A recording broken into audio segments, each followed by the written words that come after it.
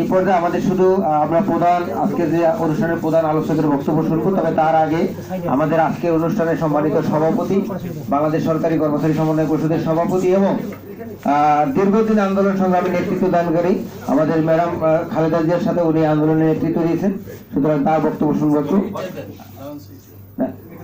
এই পাশে চলেন, এই পাশে চলে আসেন।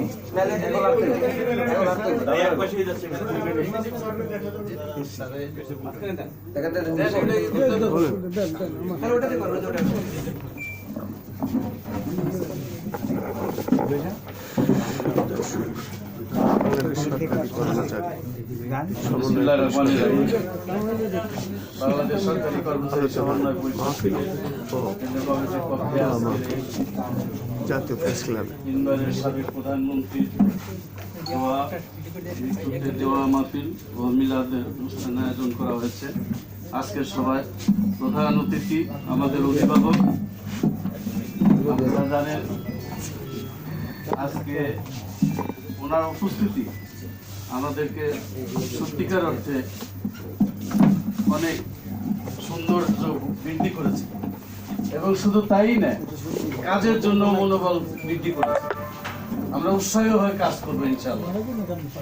আমরা চাই আজকে যারা এখানে উপস্থিত হয়েছে, সাংবাদিক ভাইয়েরা এবং আমাদের সংগঠনের সমন্বয় পরিষদের বিভিন্ন নেতৃবৃন্দ, সচিবালয়ের নেতৃবৃন্দ, আমাদের খালেক সাহেব বাংলাদেশ সরকারি কর্মচারী সমন্বয় পরিষদের প্রধান উপদেষ্টা, উনি আমাদের সারা বাংলাদেশে 18 কোটি কর্মচারীদের নেতা। এখানে উপস্থিত আছেন ড্যাপের নেতা, যিনি আমাদেরকে দেখে শুনে রাখবেন। আমি স্বাস্থ্যে চাকরি করি, অনেক সুবিধাবাদী লোক বেরিয়ে গেছে। বেগম খালেদা জিয়ার সময় এই ধরনের আচরণ করেছে যারা ফ্যাসিস্ট।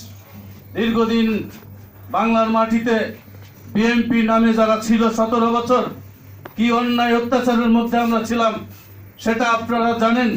আপনারা নিজে ভুক্তভোগী। মুন্না ভাই আজকে এখানে উপস্থিত আছে, তাকে ভাই করে বললাম এই কারণে, তার সাথে আমার 17 বছর পর আজকে সাক্ষাৎ হয়েছে।